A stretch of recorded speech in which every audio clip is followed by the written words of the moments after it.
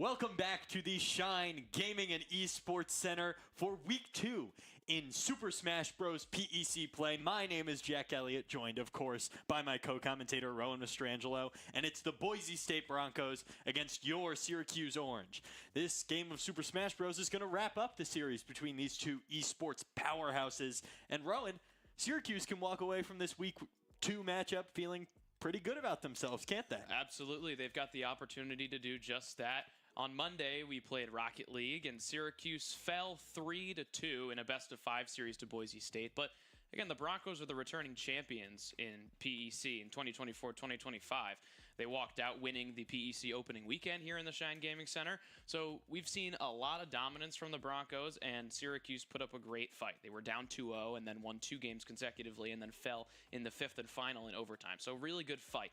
Then we went to Overwatch, and Syracuse won. That was one of the 2 titles that the Broncos won last year in Vegas, and Syracuse trumped them. It was fantastic. So then that evened the series at 1 game apiece.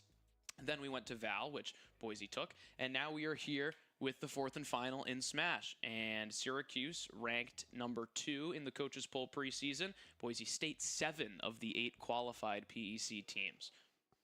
A lot of potential to even this thing up and prove that they can be a juggernaut like Boise State has been for a few years.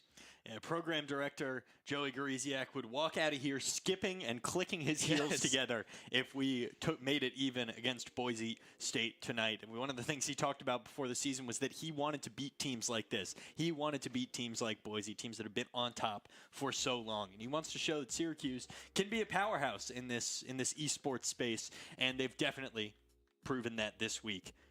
So we're going to talk now about this Smash matchup because we've talked about all the other games, these two teams, what they have to offer in Smash. Last week, Syracuse fell to Michigan State, the Spartans, the number 1 team in the preseason poll, and the Spartans showed their class. They beat Syracuse 2-0.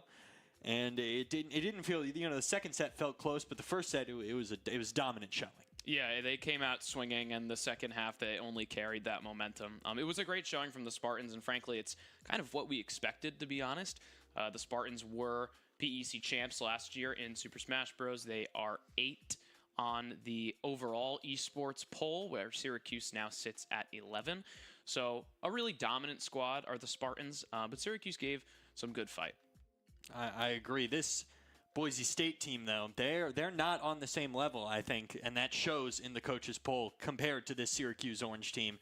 They are, 7th in the coaches' poll, Rowan? They have a tiny roster. They only have 4 players, which is the absolute minimum you can have for the format that we're playing, whereas Syracuse has 6 plus more to cycle through. That's right. Boise State as a program has put such an emphasis on Rocket League and Overwatch, and Valorant and Smash have kind of taken a little bit of a back seat. And we've absolutely seen that with their small roster. Like you said, a 4-man roster, it's the minimum you can have. They had 4 players last season. It was the smallest roster in the PEC, and this season it is exactly the same. And that will fare poorly against them. You might think in conventional sports having a small roster is bad because players run out of energy, but in esports it's totally fine. Not the case. There are a lot of cons to having a small roster like this. The Syracuse players in the second round, or the second set, after the first set of 4 fights, they'll be able to kind of pick apart these Boise fighters because they've already gotten an opportunity to see how they play. Whereas Syracuse, with 6 fighters, they can switch it up a little bit and throw out fighters that the Boise State squad hasn't quite seen yet. So there is definitely an advantage to having more qualified fighters, and there are huge setbacks to having the bare minimum. That's what the Broncos are going to have to sort of balance today.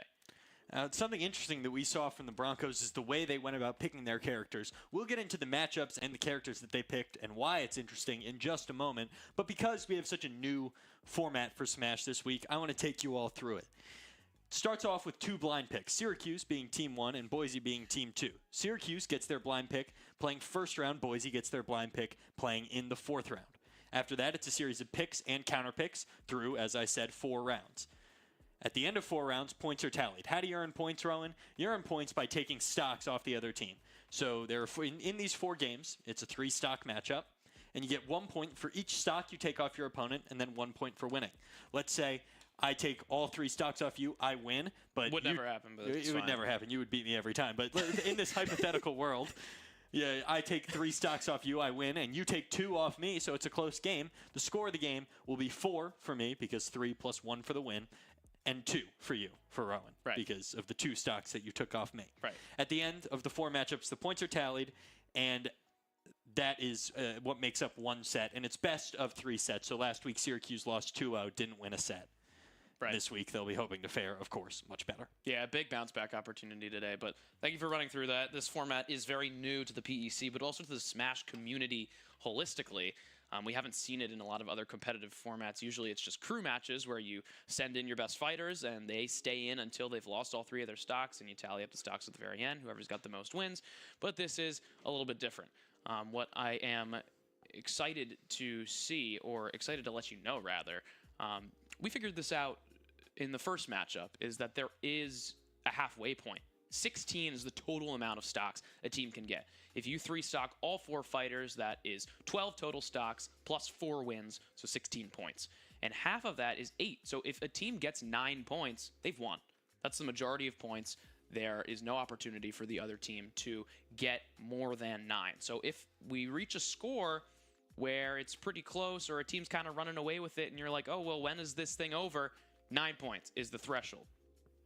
Great, Rowan. I didn't even realize that. You must have figured that out on your own. It's data analytics. It's also just like basic addition, but that's fine. Well, you know, I mean, I used to be good at math, and then I went to college, and they made me take liberal arts classes, and I stopped worrying about math. There you go. So here we are. Here we are broadcasting. Let's take you through the matchups now, though.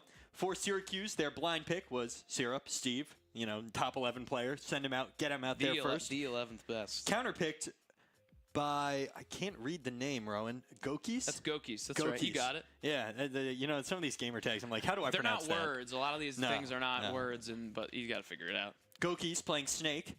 Then Boise picked Supersonic playing Olimar.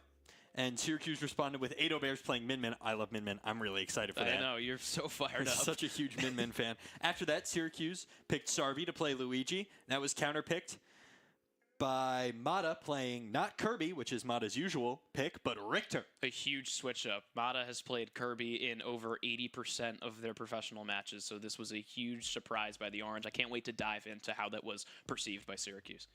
Then the blind pick for Boise was Malfour playing Banjo and Kazooie, which was counterpicked by Millsharks playing DK. Millsharks' first action of the season, which I'm personally also really excited for. Me as well. Millsharks was a big proponent of last year's just gameplay holistically and team chemistry, and it's always great to see him back in the action. So yeah, I'm excited for that one as well, Jack. So something that I noticed that was interesting during the draft, we got to sit in here with Coach Nikita Bear and Sarvi, you know, honorary, you know, team morale guy, captain, if you want to call that. There's no official captain, but he's always I call him like the engine. Yeah, he's kind of like an engine of this team. I would agree with that. He's always shouting, giving the other guys, you know, hyping them up. Yeah. Really fun to see. But they were in here, they were picking. And as we were picking, it was the things were happening that were completely unexpected. We had the Boise roster beforehand and who they expected them to pick, but that was not who they picked. Now we're going to get into things here, so we're going in live, but Boise made a lot of picks maybe more based upon character rather than based upon comfortability of character. They've made more counter picks rather than picking who they thought they were comfortable with. We're going to get into things here, though, Ron. Yeah, right now it's Syrup against Gokis, Steve against Snake. Gokis almost entirely plays Joker and has only played Snake in 2 total games in his competitive career. So this was a clear counter pick and not a pick of experience. Will it pay off? That is the question. Gokis has not been aggressive here early, which is very dangerous against a player like Syrup. Already up to 73%, and Syrup has diamond tools, so really in an advantage state early, Rowan. Absolutely, yeah, and that's where Syrup really thrives, is in that advantage state when he can maintain center stage control, focus on edge guarding, and opting for kill moves as opposed to combo moves. Only taken 7% so far. Got Gokis with a nice minecart there, just trying to find that knockout blow now, continuing to mine for more materials. You can really see the inexperience in Gokis here. A lot of this percentage has not necessarily been due to the excellent play of Syrup. It's been to those grenades of getting self-damage as the down air will take the first stock for the Orange. Yeah, I mean, Syrup didn't even really have to do much, just had to find the knockout. Still on Diamond Tools, only on 19%. It's looking like it's going to be difficult. Oh, huge percentage blow there for Syrup with the forward air there. The minecart, we didn't see what happened, but Gokis is all the way off the stage, so something important must have happened, Rowan. When you're playing against Steve, you can't give him any space, and I think that is sort of what Gokis expected going into this matchup, is that his projectiles with Snake would not give Syrup a lot of time to mine, get those diamond tools, but once Steve gets those diamond tools, he becomes such a better character. His moves do more damage, his frame rate is better, and the pressure has not even been close to enough. Forward smash, got him! Syrup landed a forward smash, was looking for the up air earlier, but found the knockout there really easily, only on 40%. We could be looking at the first Syrup 3-stock of the year, folks. Syrup just trying to continue to mine, get some materials back, get some materials that are a little easier to use, not the iron. Shields well there, tries to land a hit there, but finally some percentage being dealt by Gokis here. Gokis lands a nice little forward tilt, Rowan. That's right. And here we go. Syrup, there's Syrup going for that patented Syrup Steve combo. It's looking difficult here. Gets pummeled a little bit there, though. Syrup uses the minecart, create a little space, get back on stage. Those grenades are starting to land a little bit too close for comfort. Not a lot of materials outside of the iron here for Syrup, but knockout zone now for Gokis. The down air lands it, and that's a Syrup 3-stock. Orange take the lead 4-0. You know he can do it, and you love to watch it happen. He's so capable of striking fear in the opponents, and there's nothing that does it quite like a 3-stock. And he is cool as a cucumber out there, too. I mean, he's cool as a cucumber every time we talk to him, Rowan. Just humble, here to play the game, focused on the game, all for the love of the game. He's been in such high-stakes environments and high stress, and when you really think about what this is physically, there's about 50 people here. He's got all of his boys behind him. In some of these Smash competitions, there are thousands of people in the audience. You have no one behind you. You just have your coach in your ear sometimes. But you have no support standing next to you. And this is a comfortable environment for Syrup, especially considering the conditions that he's had to play in before.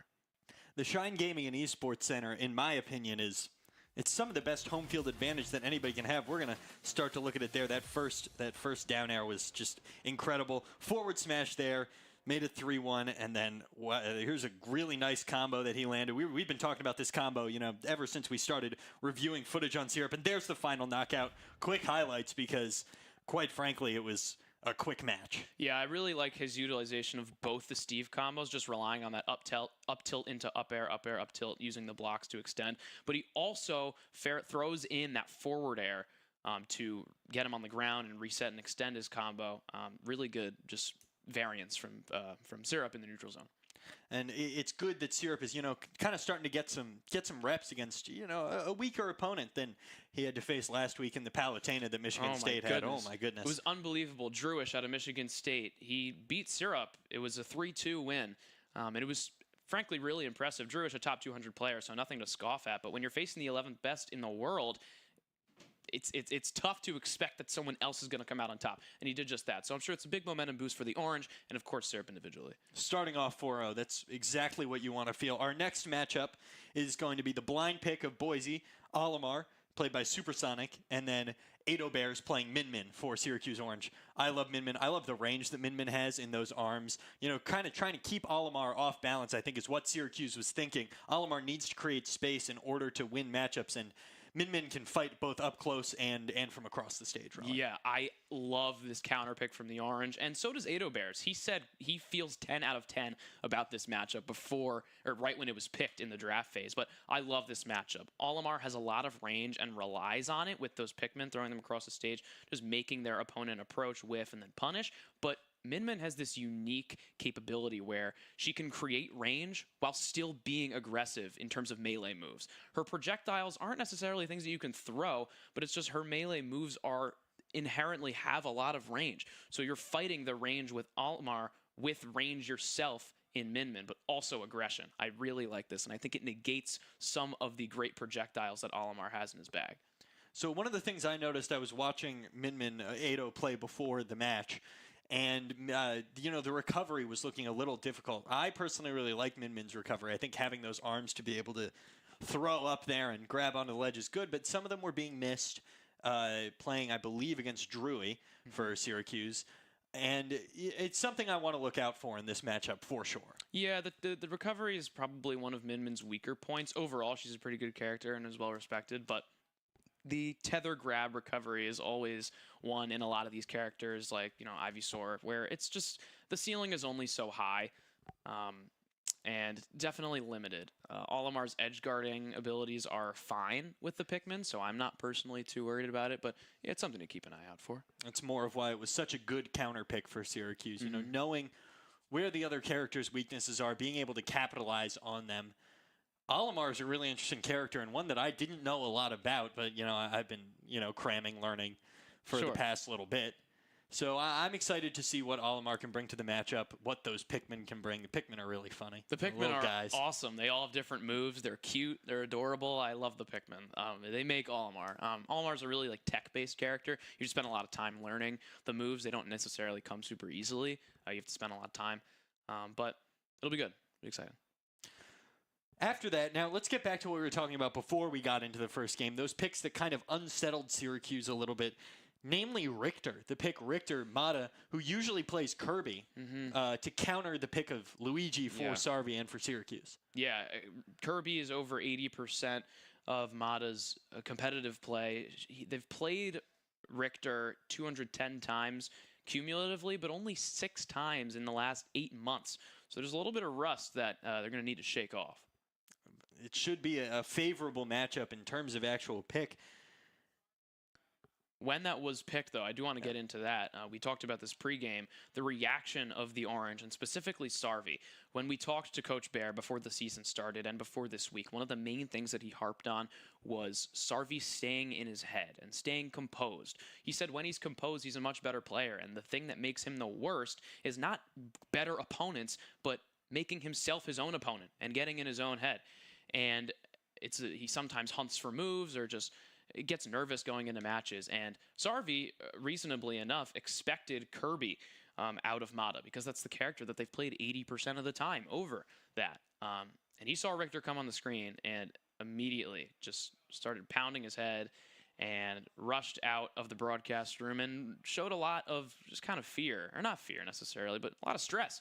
It was something he didn't expect, and he was trying to ground himself, and that's why the Orange have Coach Bear. Syrup focuses more on the technical side of things, but Bear is really there for the mental side, the composure side. So I'm curious to see if he's brushed off that sort of stress or if he has honed everything back in, because if he has, it's going to be a really, really good matchup.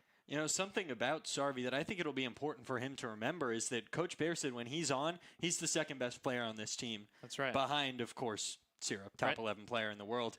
When your coach has that kind of confidence in you, personally, I would take that to heart. I would say, all right, I know I can beat pretty much anyone out there. He thinks I'm the number 2 on this team behind one of the best in the world. I'm going to go out there and win it for him, for the rest of my team, because I know they all have the confidence in me. I need to have that confidence in myself. Yeah, and I'm sure that's what Bear was telling Sarvi right after. I mean, it's his job to get his players in these mental states, and as a coach, you'll do anything to do it. And you see these guys at their lowest, and you also see them at their best. So I'm sure that's really exactly how the conversation went. We're going to get into things here now, though, Rowan. Really excited. Minmin against Olimar. We're going to get going. Minmin already has a couple hits landed by those long, long arms. And Olimar now starting to deal some of that chip damage with that white Pikmin.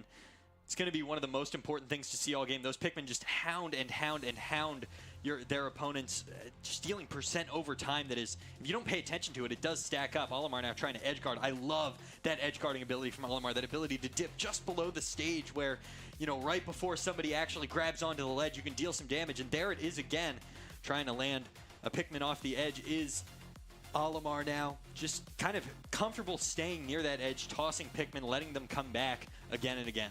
You're exactly right about kind of forgetting about the Pikmin. Olimar hasn't landed that many moves. It's just been the Pikmin doing tick damage on Minmin. But sooner rather than later, you look down and you're like, oh my god, I have 60%. Where did that come from? There's that patented Olimar grab, just dealt a ton of damage, moves Ado Bears up into knockout range for Syracuse. Great little hit there from Olimar. Ado Bears now has to recover off the side, lands a nice little, I believe, forward air there, trying to create some space. Goes for another hit and misses. Olimar doing some really great job separating, and that's why that percentage difference is over up at 50%. Really nice hit there, though, from Olimar. Needs to edge guard here, not let Olimar get any space. Yeah, Ado Bears needs to put a big focus on maintaining center stage here. Supersonic and Olimar specifically, there it is, big knockout, especially when you're in high percents. Very valuable stock. We'll see how far Ado Bears can push this stock now. That's something that I really want to see out of Syracuse, pushing those stocks where you are really high up percent, trying to get, another 50, 60, 70% off of your opponent. Right, it's just value. Like, you're going down, so you might as well make the most of it. And speaking of going down, there it is. We're even 2-2.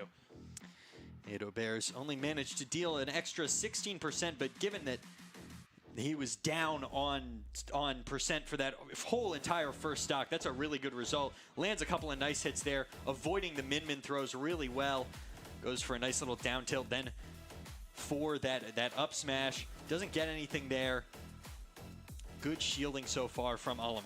Getting Olimar into these higher percents as soon as possible and getting him off stage is going to be crucial. Olimar's recovery is really predictable, and Min-Min's edge guarding is really solid. So if she can maintain that center stage and force his residency off stage, it's going to make it really, really tough to get back. And that's what's been starting here so far, or starting to happen here, Rowan, in this second stock.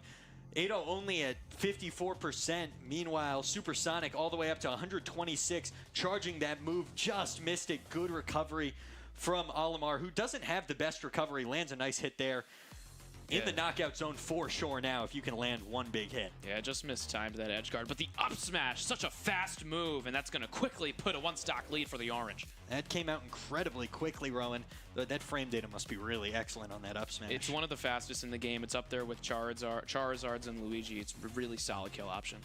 There's a big hit, and the DI just wasn't good enough there for Ado Bears. We're starting things off 0-0 on this last stock. It's an even playing field going down into it. Syracuse really needs to win this stock, needs to get the value off of this counter pick that they specifically really hoped for and that Ado Bears was really excited for. Ado Bears now dealing excellent percent damage, almost already up to 60% as Olimar, maintaining that center stage. Those Pikmin just not really landing. A huge hit there. Just kind of trying to maintain that distance. Olimar hasn't been able to land anything, up to 94%, getting real close to knockout territory. One more hit will do it and send Syracuse up 8-2 into this third matchup. Looking for just one more stock after this, but needs to deal with this final stock here first. It's looking like a sure thing, but things can change so quickly in Smash. I like that switch to the ring from the Wrecking Ball from Min-Min, just getting better frame data. Now we're back at the ball and we're back on top. There it is. That's that final hit for Syracuse. That'll put them up 8-2 heading into the final match. Just need one more stock, as we discussed before, Rowan. Really excellent play there in that last stock. That was the most impressive stock for me from Ado Bears. In a position where you don't love what you're seeing. It's even. You lost that first stock. You didn't lose the first stock, but you came incredibly close. You were up at 160%, managed to land an important knockout blow, but just played with such composure in a situation where you could get nervous. You start to sweat a little bit. Your hands start to slip. You don't want to miss input. Really, really impressive stuff. Yeah, in a game that you think you were gonna win going into it, and then it starts to get close, that's arguably more nerve-wracking when you go into a game that you're pretty sure you're gonna lose. And that's kind of the case that happened here. Ado Bears was fired up for this matchup, thought he was really confident with the win, and he just skidded by with one stock. But his kill moves were on time and on target. That up smash, really fantastic job. Solid edge guarding using those long arms, and I liked how he was switching from arm to arm, and that switch to the more kill-based ball, I did it. Yeah, it was good. You saw him switch to the ring with about 100, 110%, try and rack up a little more, and then as soon as it was up at 150, switched back, landed that final knockout. Yeah, it just comes out faster, and he was trying to go for the kill a couple times and realized, you know what, me take this easy. Let me really get into an even more advantaged state where I'll Mars to spend even more time off stage so that I can feel confident when I'm sending out these moves with higher risk but higher reward. Just as a side note, Rowan, I forgot how sad it is when those Pikmin die. They give like these little ghosts that go up, right. and it's like, oh, that's like unsettling. Do you think there's like a Pikmin afterlife? Oh man, it seems like there is because they have after effects when they pass away. There's got to be, yeah. There's got to be an afterlife. I'm sure they're filled with trees and bugs and all that stuff. And why do you make it so dark now? I'm thinking about death. It's just something that struck me. They're all rising upward though, so that's at least a positive that's sign. True. Wouldn't it be crazy if like one of the animations was like it went down that would to the pits? That would be unfortunate. Pikmin hell. That would be really unfortunate, Rowan. We're grateful that all the Pikmin are of course going up. Right. It's a testament to their morals. Something that's interesting here, looking at this next matchup, going to take it away from the Pikmin because they've played their matchup. We don't care anymore, although we hope they're all safe and sound. Is now for Sarvi, if you just don't get 3-stocked, you take home the win for Syracuse. That's exactly right. Syracuse 8-2, the current lead they have, and majority for this possible 16-point system is 9. So if you get that 9 stocks, the most your opponent can get is 7, which means you have the win. So all Sarvi needs to do, like you said, is take off a stock. That's what I'm personally going to be looking for, Rowan, is just some composed play from Sarvi. You can even afford to lose a stock at the beginning. Now, you don't want to. You want to go in. You expect a 3-stock. You want to take it as far as you can. But, composed play is what I want to see most. It's like that composed play that we saw from Ado Bears at the end of that last matchup. Maybe, Coach Bear just in his ear like, hey, take it easy. You can win this matchup. We picked you to win this matchup.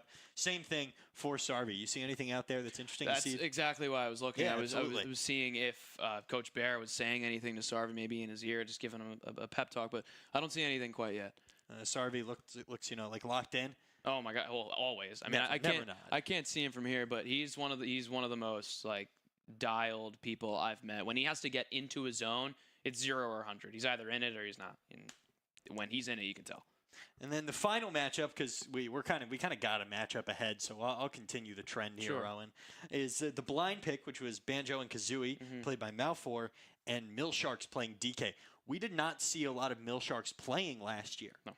So this is something that I'm going to be really interested to see. Millsharks comes out often on LAN and plays on LAN, in-person matchups for those of you at home. Seems like we're going into it now, though. So we'll get into that immediately after this game. But it's Richter, played by Mata, and Luigi, played by Sarvi. Sarvi already trying to go for those grabs. Good shield there from Richter to stop the grab and deal some early percentage. Sarvi just missed a jab there early. Yeah, potential to start a combo there, but he just couldn't quite get it. And here we go. Come on. Oh, there's that combo. Oh, Richter just got out of the combo. Some good DI, but there, Sarvi landing a couple quick hits there in response. And we can't see anything right now. They got to reconnect the controller. The controller's disconnected. That's a shame. Yeah, that's unfortunate. I'm not sure whose controller got disconnected. I think they're going to have to restart, though, Rowan. Yeah, I'll be curious to see what happens here. I would imagine. Well, there's Richter throwing a taunt out.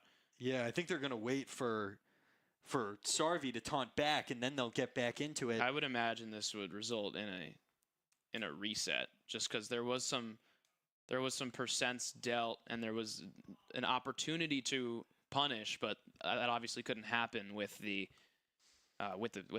controller issues. So. And you heard outside, they were all immediately like, oh no, gosh darn. So that's unfortunate. But it's not going to matter too much. There wasn't too much on the board so far. I thought Sarvi had started to settle into the matchup a little bit, starting to land those combos a little bit more effectively. Yeah, he found an opening to get close to Richter, and that's what we're going to be seeing in this match a lot of. Richter is just inherently a character that likes to create a lot of space, both with his melee moves and projectiles, and we, all right, so they're really just like screwing around. Oh, this is beautiful. But that's what we're going to see in the next matchups, is Richter really doubling down on that spacing against a character that doesn't have a lot of projectiles to match and relies on getting in close and personal. Top 10 respect moments in sports going on right now. Yeah, this is a beautiful thing. I mean, this is... It's like a snowball fight during an NFL snow game, Rowan. Yeah? That's what I compare it to. They're just having a little bit of fun. You know, they can't hear each other, but the language of video games is eternal. The taunting, that little, oh, there goes Luigi. I wonder what they're waiting for. I know. I wonder what the plan is, Rowan. So I guess, you know, they're just going to keep going back and forth. Luigi going side to side, crab walking a little bit, showing his percent now is Richter. This is real. This is silly. This is silly. This is silliness. This is good fun. Stick with us, folks, because we'll get back into the actual Smash after this. But for now, you know, we're just gonna chop it up a little bit, talk about whatever we want. Maybe we'll talk about Smash. Maybe we won't. Richter jumping up and down and all around. We're commentating like nothing. Yeah, you know, Richter jumping up and down as if it's like a strategic play. Richter looking to gain space here. Right. All right, Rowan. We got some time to fill, don't we? Yeah, I guess so. MLB playoffs? Yeah, that's going on right now. What are you thinking about it? Personally, I think that it was really unfortunate that the Padres lost today. We have a visitor behind us. That's really nice. Ghost of Christmas past, sir, or future. Right. Probably present. So the Cubs. Yeah, the Cubs beat the Padres today. Right. That was something that I didn't expect personally. I had the Padres going to the next round. I did have them losing to the Brewers. I think either of those teams are going to lose to the Brewers. Brewers are one of the best teams in baseball. They're insane. It's hard to like say Brewers just because of their lack of playoff experience. We're back, Rowan. Speaking of experience, we're back. Things have already kicked off. Richter already at 83%. Mata already taking some big hits. Lands a little. I guess they decided to not reset it. I couldn't know because Sarvi started off at 28%. I think they started it and we missed a couple things. Sure. Right at the beginning. Luigi already on 87%, having to recover. That Luigi recovery is not always fantastic, and just kind of getting battered around here after dealing some good percent at the beginning is now gone about 50-0 on percent recently, up to 99, 112%, getting really well edge guarded here by Richter. Just can't create that space in order to start a combo, or excuse me, move in to start a combo. That's what you need from Luigi. There it is. There's that move that Luigi's been looking to land. He's done that a couple times, and a knockout hit just evaded by some really impressive DI from Richter. Luigi trying to continue to edge guard, capitalize, but Richter now has kind of created some space and is landing some more of those chain hits.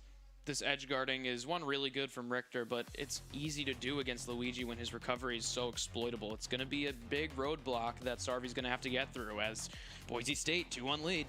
Oh, 3-1, excuse me. Yeah, I think there was... Sarvi must have lost a stock at some point in there. Yeah. I don't know. I think we missed a little bit.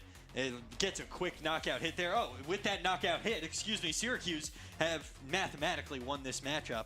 Rowan, a huge first set win for Syracuse. They're, of course, going to play it out. You want to take as many stocks as you can, make your differential as good as you can. Great comboing there from Sarvi. That was lethal. That was really good, up to 70%. The only thing that would have made that better is 0 to death, but he landed a really good amount of moves. We've seen a couple failed attempts earlier on, but that one, tried and true, it hit. Now has kind of managed to take a lead on this 2-1 stock. Went for a grab there. Didn't exactly hit, but there was some percent damage that he was able to deal. Tries to go for another grab. Richter gets out of it, but gets comboed a little bit. Richter's recovery is really cool. That chain recovery lets him kind of hang below. You can hang below for a sec and then decide to come back up. That's one of the things that it's giving Sarvi such a difficult time with that recovery, with that edge guarding. Because, I mean, Luigi's edge guarding ability isn't all that great either, Rowan. No, it's not. Richter definitely has the upper hand in that department, but Luigi had a pretty solid, not lead, but he was making good ground on the deficit, but Richter has come back storming now. Just trying to find that knockout blow. Both of these fighters now. Sarvi trying to, shield a little bit, get inside of those, ranged Richter attacks. Oh, and just manages to recover there. Blacks out for a second. We're back now. Oh, we go black again. Here we are. 130% already for Richter. Both of these fighters on 130%. Luigi, of course, a nice parry there, but he's down a stock. Just trying to land one more stock before that. It feels almost inevitable knockout blow, and there it is from Richter.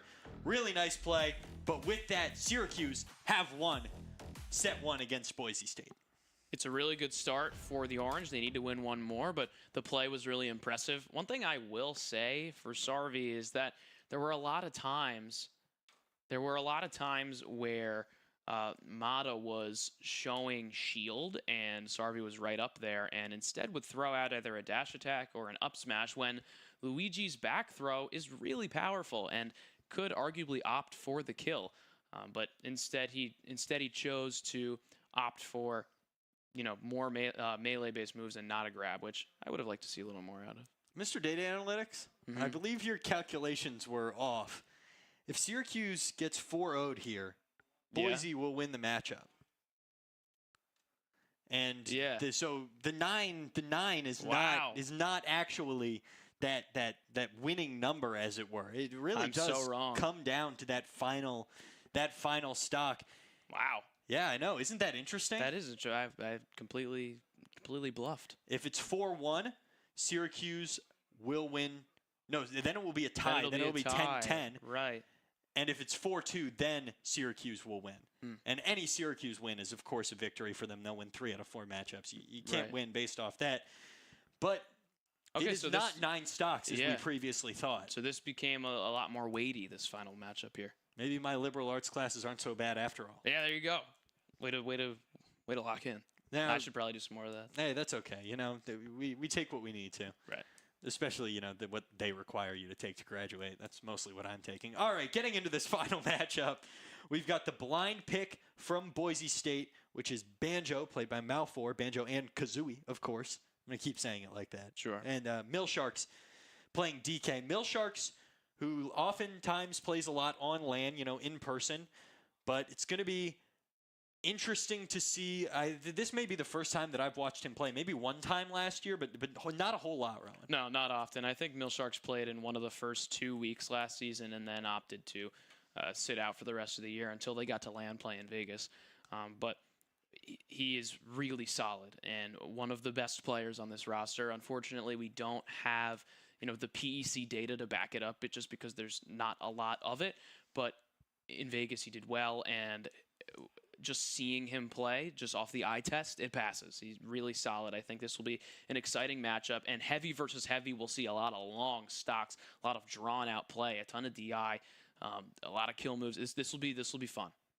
And he seemed really excited to get in and play. There's a sense of excitement around this Smash team for Syracuse. They believe that they can go and make noise in the PEC. So do, of course, the PEC coaches have them ranked as the second best team.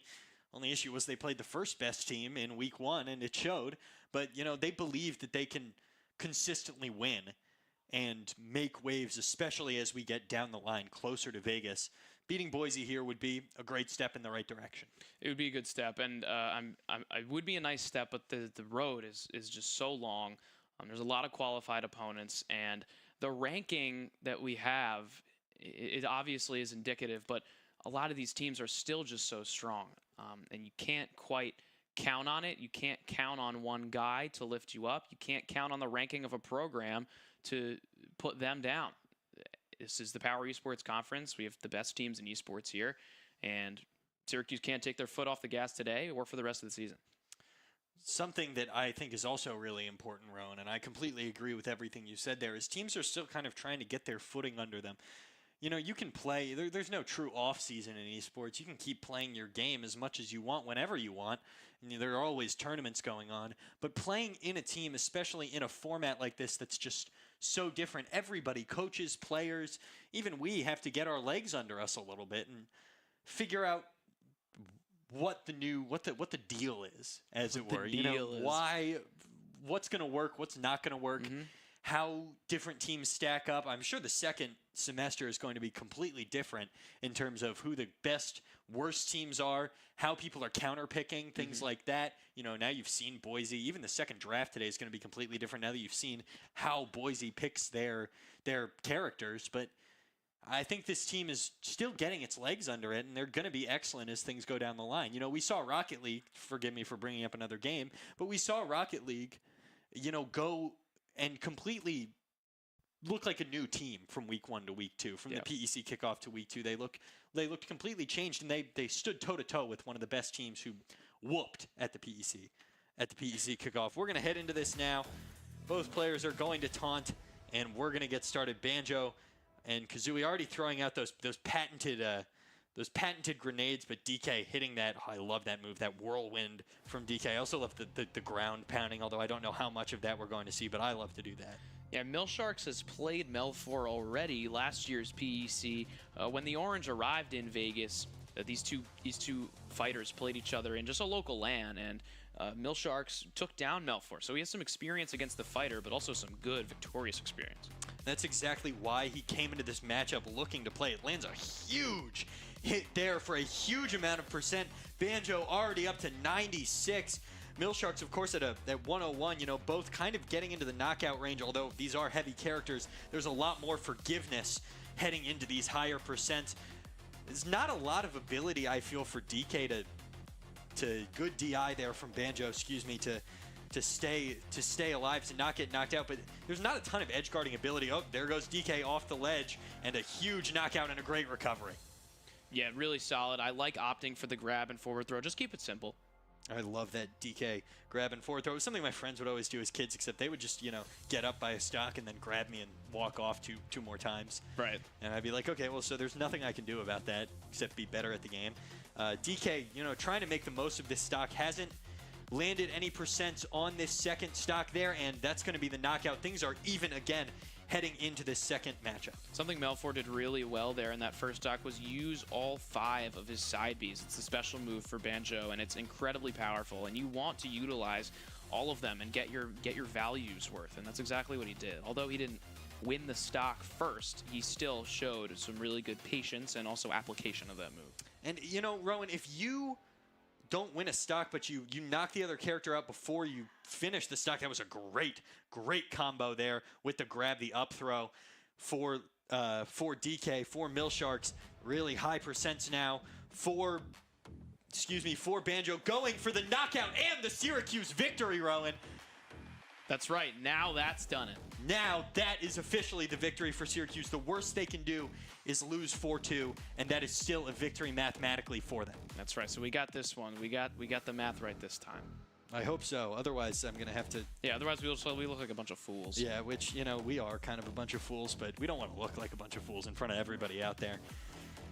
DK trying to get an emphatic victory, though, for Syracuse. Keep that differential as high as you can. I don't know that differential goes into seeding if record is even, but I kind of hope so. I think that would be a cool addition to the PEC. But really managing to extend this second stock is Milsharks, already up to 64%. Banjo, 78%. Just managing to land a lot of hits, not let those parries or those shields happen. Those grabs have been really effective. Good play there from Banjo to deal a bunch of percent. Just trying to recover. Great edge guarding from Banjo. DK lands a huge hit, though, all the way up to 111%. Goes Banjo-Kazooie down, definitely in that knockout range. Great spot dodge. He knew the grab was coming. It's been both of Milsharks' kill moves, and that spot dodge gave him a little extra time to maybe take another stock off. It hasn't been able to do it yet, though. That second stock is evading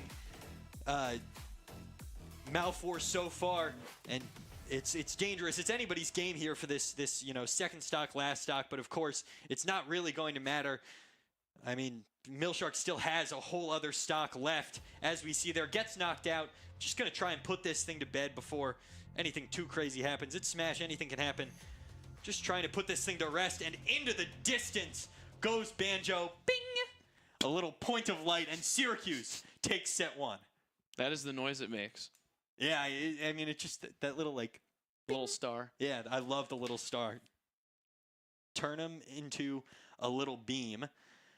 And a really emphatic victory for Syracuse. Came into the last set knowing that there was work to do. Not a ton of work, but that, you know, you had to play composed, and Milsharks looked cool, calm, and collected. Yeah, he had a job to do. He couldn't go down early in this set, and he couldn't afford to lose. And the win was of enough stocks and certainly of enough quality. I really like what I saw out of Milsharks, especially considering that it's been so long since we've seen him engage in PEC play. That early combo, I thought it was going to kill, that up throw to up air. And then we get into this one, another one, that down air on the platform to the up air, and that patented forward throw off the stage, one of DK's best kill moves. It is so easy to, once you've got them in the grab, no amount of mashing will get you out. DK's grab animation is hilarious, by the way. Just throws you over the shoulder, Yeah, it's walks you off stage. So barbaric. So a 13-8 victory for Syracuse here in set 1. They're going to have to redraft, of course, for set 2. We'll be right back with all of the picks, all the matchups, and all the analysis. I'm Jack Elliott. Rowan Mastrangelo by me. Stay tuned.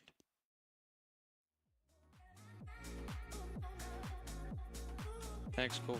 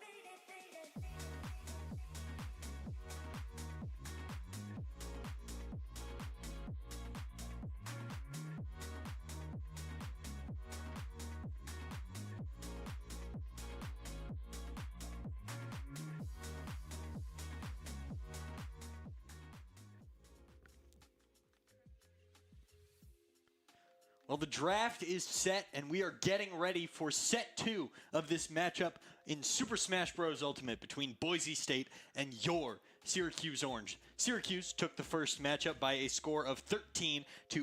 They will look to do the same here, get a clean sweep of the Broncos, turn them into glue, Rowan. Glue? Yeah, that's what they turn horses into. Oh, and just, whoa, that's, okay. All right. Yeah, it's not great. It's Sounds good. Let's do it. I don't think they do it anymore. Well, let's glue them up. We'll take you right into the picks here. This time, Boise State is Team 1, so they get that first blind pick, and Syracuse gets the blind pick in Round 4. Round 1, we've got the Boise State blind Joker, played by Gokis. You know, kind of a play on the name there. Gokis, Joker, they sound similar.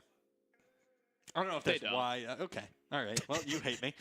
And then the counter pick from Syracuse will be Talia playing Yoshi. Then the blind pick is Syrup playing Steve. And Melfor playing Banjo and Kazooie was the counter pick. Then the blind pick for Boise was Olimar. They're Supersonic playing Olimar. And Syracuse picked Min Min again. So that's a mirror matchup of Round 1. In Round 1, Syracuse won that matchup 4-2. So we'll hope that they can do the same again here. And then in the last round, it's Mata playing Greninja, which was the counter pick to Syracuse, picking Scooby, who will be playing Me Brawler. Excited to see Scooby get back on the field for Syracuse here. Yeah, and Scooby potentially has a huge spot in this lineup as the final fight. If this thing is close, the pressure is all on him, and we've seen him start a few rounds. In Michigan State, he was the first fighter for one of the two, and he really likes that position. He's been a blind a few times, actually. He is a very confident fighter. He thinks that he can take on a lot of characters and usually does a pretty good job. And it's good to have someone in your lineup like that who really, no matter what, is not going to back down and is going to be confident in themselves. And it could come to a point against Greninja, a character who I would favorably choose over Me Brawler just on a character basis. It's going to come down to a matchup that you might not be favored in, and you need someone in that who is a grounding presence. But you have to keep in mind that Mata is not a Greninja main. Right. You know, Mata is a Kirby main, and now that could be something that is Mata kind of can play anybody, but that may make things a little less favorable. We're going to get into things now, though. Talia playing Yoshi and Goki's playing Joker. Goki's already dealing significant damage early on to Talia. They haven't been able to land a hit yet. There it is. There's a nice little move there. Gets a nice 22%. Looking for that combo, though. Trying not to let Joker get trying not to let Joker tank too much damage, get into that Arsene form where Joker really becomes dangerous. A big way that you're going to be able to judge Talia's success in this match here is how Yoshi is moving. If a lot of Yoshi's movement is from left to right, Talia's not really able to land much. If you see Yoshi with more vertical up and down movement, that is where the character strives, with those up airs and down airs, vertical movement. So if we see a lot of that, I guarantee if you check Joker's percents, it'll be going up. I haven't really been able to land one of those juggles yet. Kind of struggling to find that. Joker enters that advantage Arsene form and immediately lands a knockout blow. And that's the danger of that Arsene form. It's an instant where you're just like, I'm not going to be able to do much here. I'm immediately taking a lot of percent and getting knocked out in this case. Joker now has taken a couple hits in a row, starting to slowly exit out of that Arsene form. Yoshi making really good plays. Yeah, not only did he use the reflector at a good time, but it was on a forward smash. So when that comes back to Yoshi, it's going to be incredibly powerful. Wasn't even in the triple-digit percents, but flew cross stage. Yoshi now has to recover after a failed edge guard attempt off the stage. Joker up to 130%, some really great DI. You got the knockout animation, but Joker manages to stay alive. Yoshi immediately lands a knockout, though, after Joker recovers. Yeah, that up air out of shield, it's a very, very confident option for Yoshi, pretty reliable, and we saw it come out there. Now the differential in stocks is not even tangible. Yoshi's starting to land some of that as opposed to lateral, that up and down movement, Rowan, that you were talking about. Starting to see that that advantage come out, but Joker re-enters Arsene form, and it's going to be tough going here for Yoshi on this second stock. Hasn't landed a hit since Joker entered Arsene, I don't think, Rowan. It's hard. Joker's faster. The moves are better. Just everything is better. Already adding to a very refined character. It's not exactly what Talia needs. Yoshi lands the grab and knocks Joker out of Arsene form. Now needs to capitalize before they lose this final stock, or excuse me, this second stock. and go down to just 1. Getting some percent here before Joker can re-enter that advantage state would be really important. Before you lose another stock too would be really important, so you can come back and land that knockout blow before things get too out of hand on that final stock. Something a lot of people forget about Yoshi is just how heavy they actually are. On stage, they're not the biggest, but the weight is huge, and it can lead to long stocks like this when you're inching up on 190%. Not the biggest or the largest, but managing to stay alive really effectively here, and that's all part of that. Joker up to 80%, some great DI, manages to save Talia's life there. Really impressive, given a second hope all the way up almost to 200%. Now is an opportunity to edge guard Joker, though, and doing an excellent job of it. Joker re-enters Arsene, though, and has an opportunity just to end this thing. Talia lands a really impressive hit, but there goes Yoshi into the distance. Such good aggression from Talia. You know you're going to lose that stock, so why not just get in the face and try to deal as much damage as possible before you inevitably go out. Really well done. A good edge guard there. Going to make recovery difficult. Joker has such excellent recovery, though, but can't recover from that. Not exactly sure what happened, but Joker's second stock is erased, and things are back even heading into stock 3. This is a big win, or it would be a big win for either team going into the second round, Banjo versus Steve. Yoshi lands a pretty incredible combo there, gets Joker all the way up to 50%. And now you can see Joker respond really close to re-entering that Arsene form, which would be such a huge advantage right at the end of this stock here. There it is. Going to be difficult, but you saw Talia survive that Arsene form before. They did a really good job of staying alive, especially with the heaviness of Yoshi as a character. Going to need to do the same thing, really mirror that second stock here. Goki's been using that reflector so well to punish Talia's attacks. Maybe a little more passive play we'll see here to try to let that Arsene meter run out, but already in a huge parental disadvantage. Yeah, that aggressiveness at the end of that stock is what Talia used, but unfortunately going to go down there. Boise takes set 1, goes up 4-2. Yeah, and I think that's just kind of a character thing. Obviously, Goki's played a great game, but Joker is just so good and can get the upper hand on so many different fighters, Yoshi included. So really good play, but also just good, you know, the system is at your favor with this matchup. I remember, Rowan, when Joker came out, I had a bunch of friends who were huge Smash fans, and they were like freaking out about Joker being entered into the game. And just how, first of all, it was the first of the DLC characters. That's right. Correct? That's right. And also just that Arsene ability was unlike anything anybody had really ever seen out there. You see him, the big man getting ready for his matchup, looking to 4-0 like he did in that first round. But Joker is just such a versatile character who is just an absolute menace on the battlefield. Yeah, he's got the projectile that, similar to the Pikmin of Olimar, latches onto the fighter and deals that continuous tick damage. So he's got the projectiles, able to space. The frame data is fantastic. The edge guarding we saw was really, really good. Not a lot of holes in the character. So they go up 4-2, but this next matchup, Banjo and Steve, two heavy fighters. Again, Steve, another one like Yoshi, a character that might not appear like the biggest or the largest, but is certainly a big stepper and can deal with some heavy percents. Banjo in the first round for Boise won their matchup, but it was the final matchup, and Syracuse had already secured the victory, and it was really close.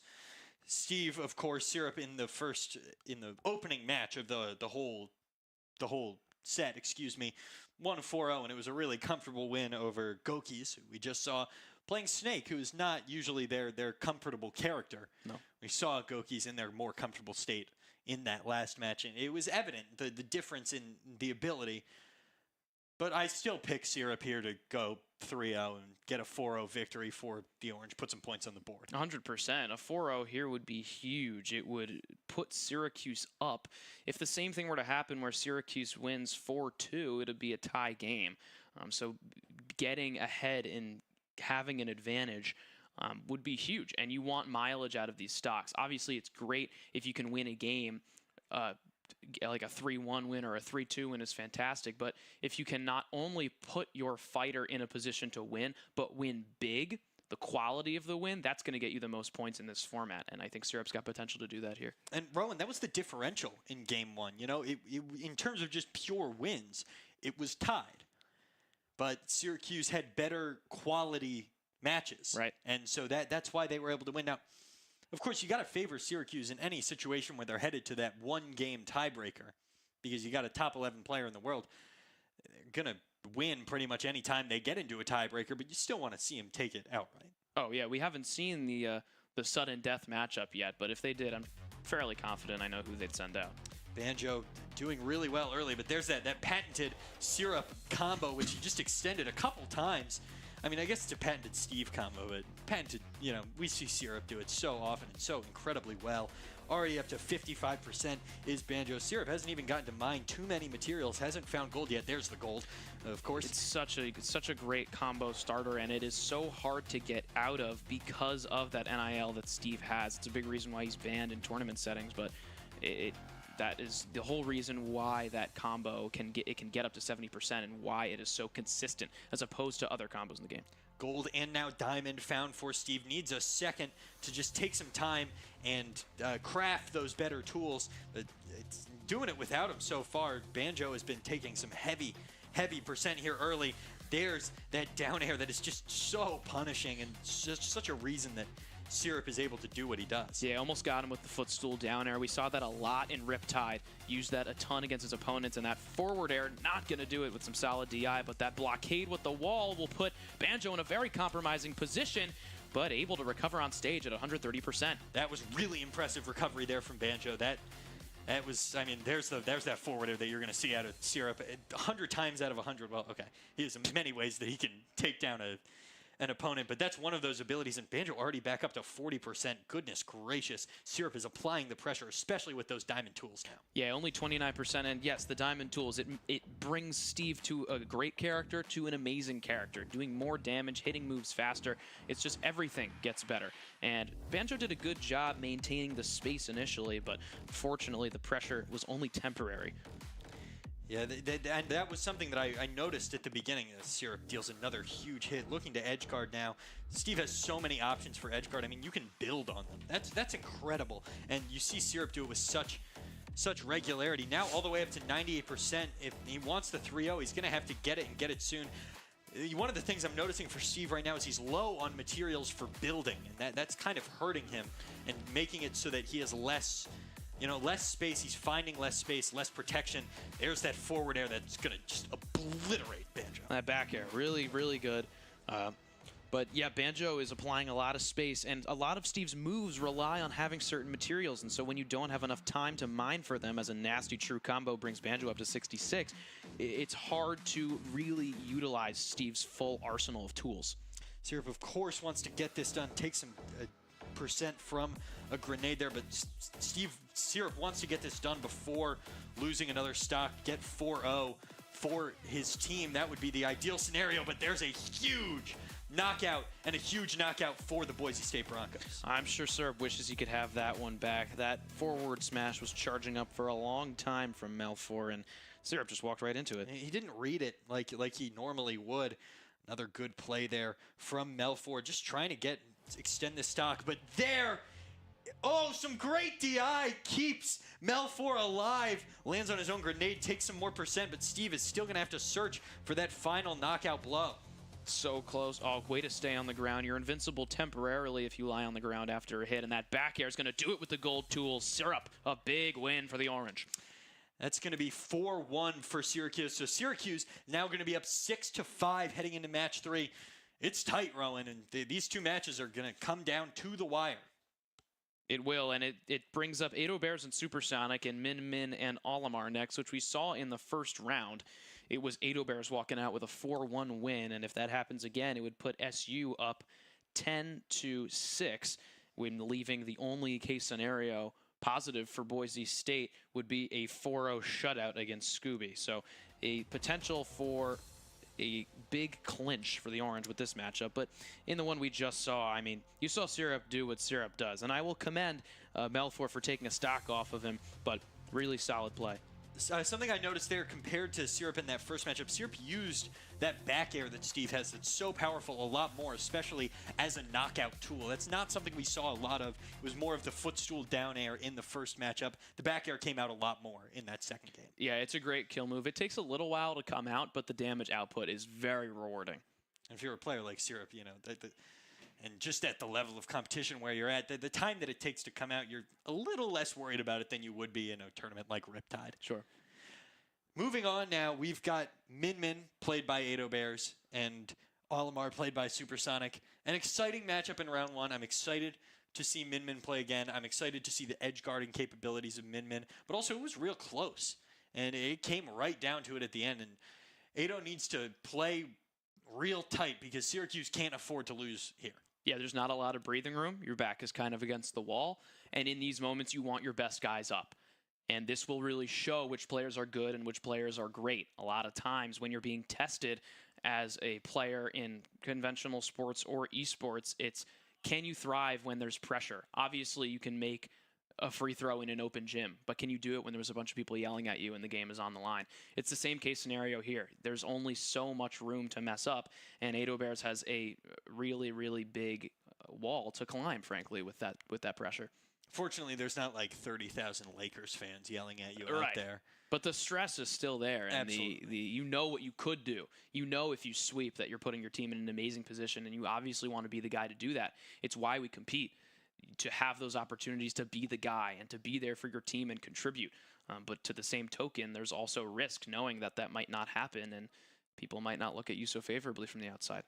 You know, one day there's going to be like a Hall of Fame in the Shine Gaming and Esports Center of the greatest esports players who have ever come through Syracuse. That would be cool. I hope That'd be so. really cool. You know, I think that's something that program director Joey would buy into. It would take time because we would need our players to go out and do things and then, Right. you know, talk them up. But that would be awesome. Great idea. Yeah, you know, maybe I'll go pitch that to him. Yeah, go pitch it. Get some, pitch it. Get some brownie points with the big guy. We're going to jump into it real soon here, though. Something that I noticed was that in that first matchup was Min Min was kind of ignoring those Pikmin, and the damage was just building up a lot. And that's what allowed Supersonic to land some of those knockout blows, was just kind of not realizing, not being aware of your percent, that you're up so high, and all of a sudden there's that grab. You know, that up throw is something that is pretty common for Olimar as one of those knockout tools, and I think it's something that we could see here again.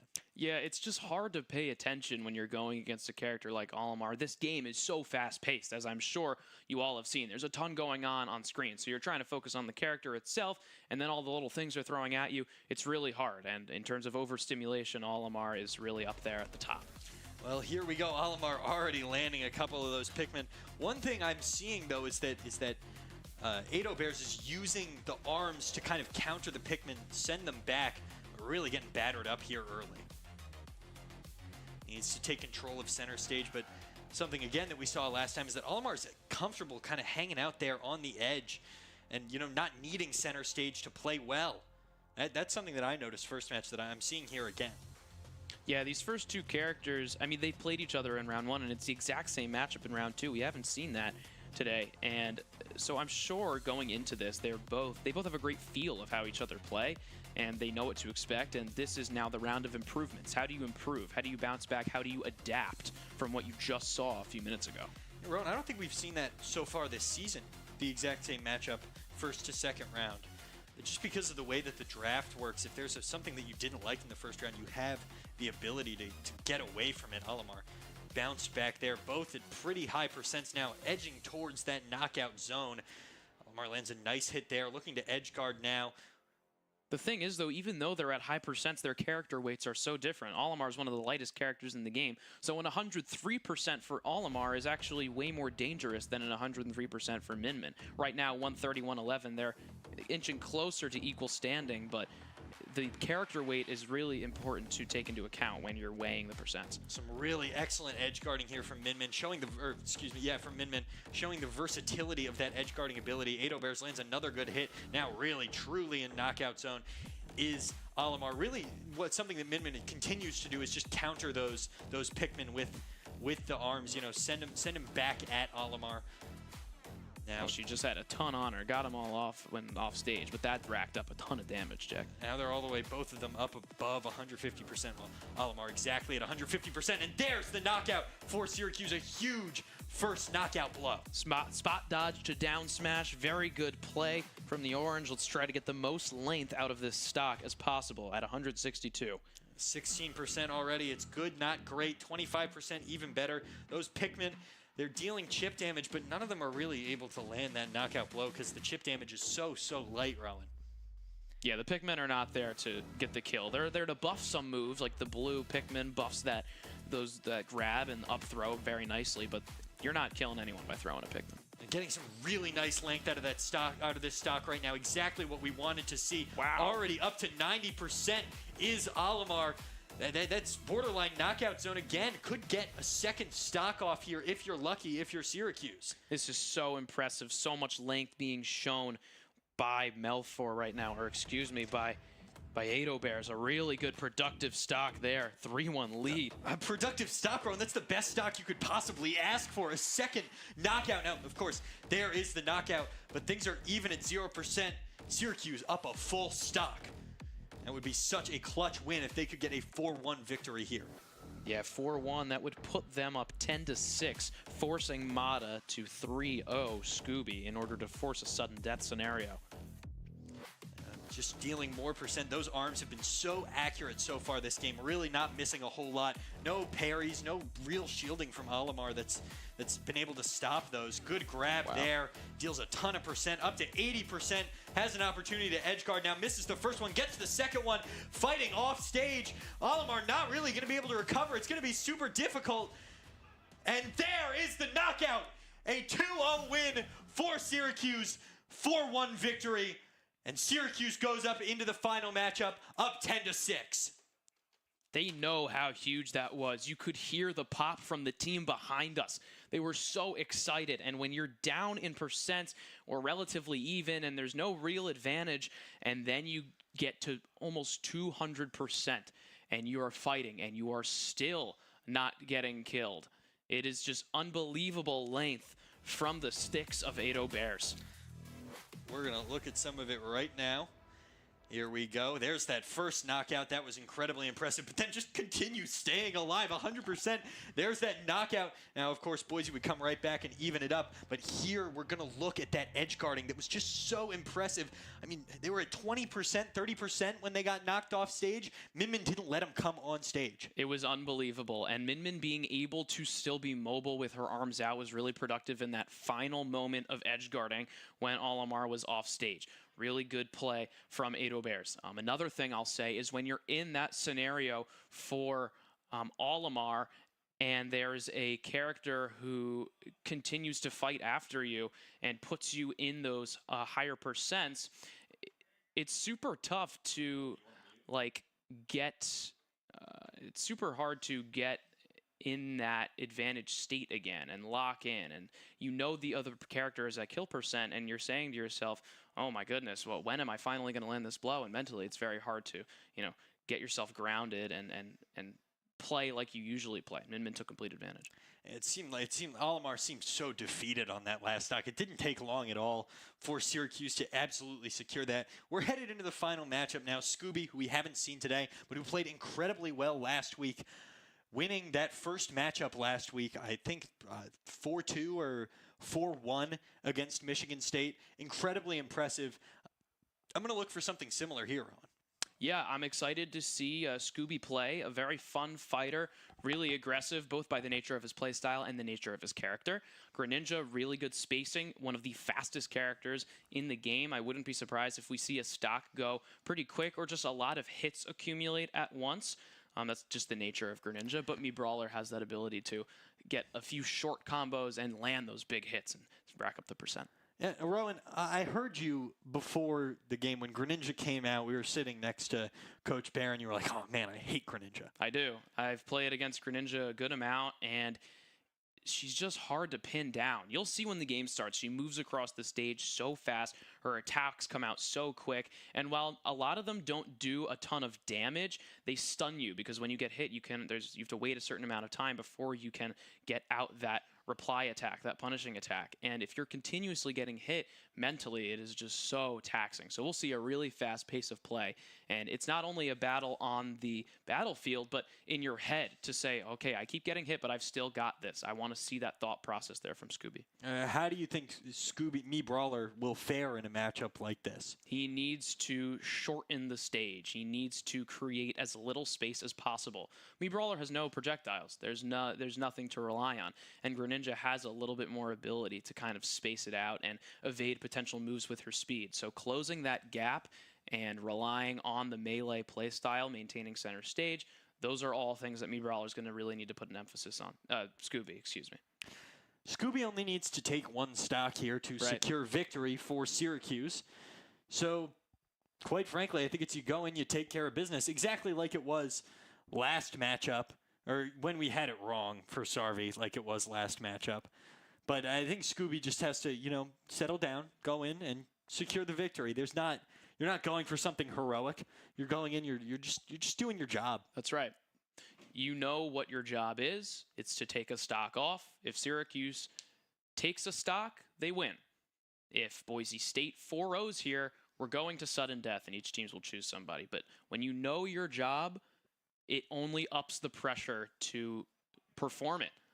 A lot of times you see people, and it's in crunch time usually when your responsibility becomes the most apparent, when you have a certain thing to do in a certain confined time limit. And the pressure's really on here, but it's definitely attainable for the Orange. We're getting into it now. Oh, that long, long nose on Me Brawler. Absolutely love that thing. There is Greninja. Greninja, a funny-looking character. I kind of forgot exactly what Greninja looked like. Really goofy, but a great combo there early on. Gets all the way up to 40%. There it is, but Greninja manages to counter, gets a good combo early on Scooby. Things are pretty even up here in the middle percents, jockeying over that center stage, and a great combo there from Greninja. Gonna deal some massive percent. All the way up to 80% now is Scooby. Greninja responds 92%.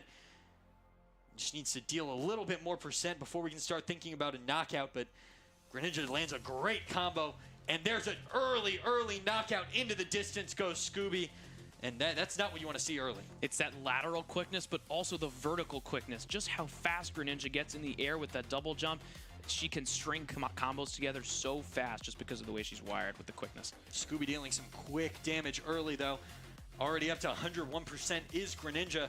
Just looking for that knockout blow to secure victory for Syracuse mathematically. Just kind of jumping around, trying not to get hit by that. I mean, Greninja can cover so much ground underneath. Scooby goes for a knockout there and just misses it. Greninja can cover so much ground on that stage. It's really hard to move laterally if you're Me Brawler right now. Yeah, you just can't match the speed. But this is a good place for Syracuse to be in, not getting juggled, but having 120% on your opposing player with still 2 stocks to spare. Yeah, knowing you just have to take one more stock. A little bit of a shield off there in the center. Scooby lands a big hit, trying to edge guard now. Good recovery there from Greninja, kind of throws things off, but a big blow and a knockout! And Syracuse is going to take this matchup against Boise State.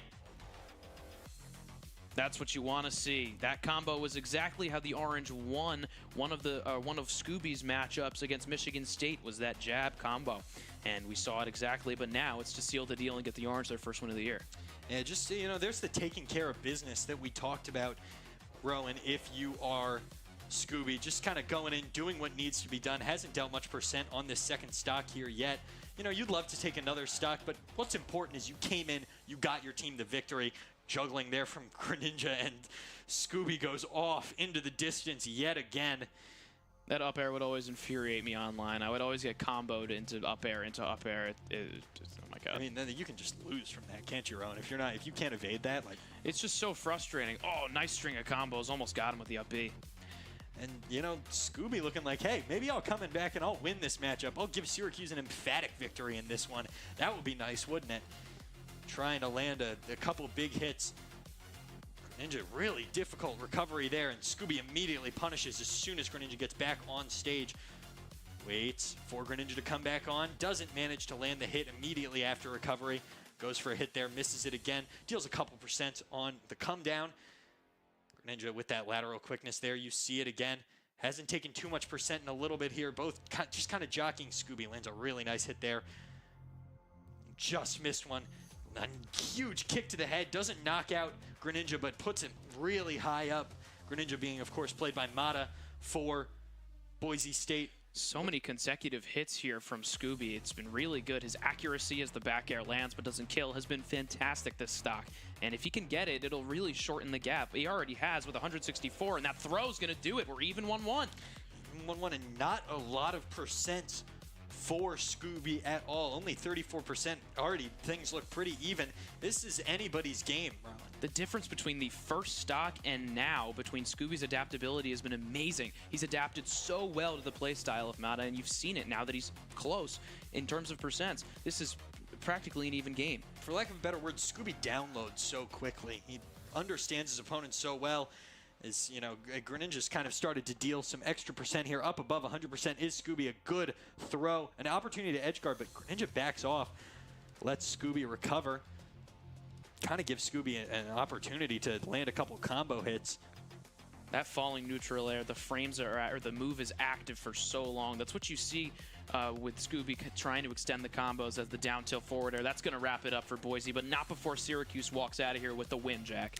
Yeah, Syracuse going to take this thing 12-10, the second match, and take it 2-0 on sets, Rowan. So an emphatic victory for Syracuse. We'll take you through the highlights of the last game and then break down the match. I mean, once that first stock was taken, that was it. But it was really cool to see, you know, Scooby battle back, get another stock, end things 1-1.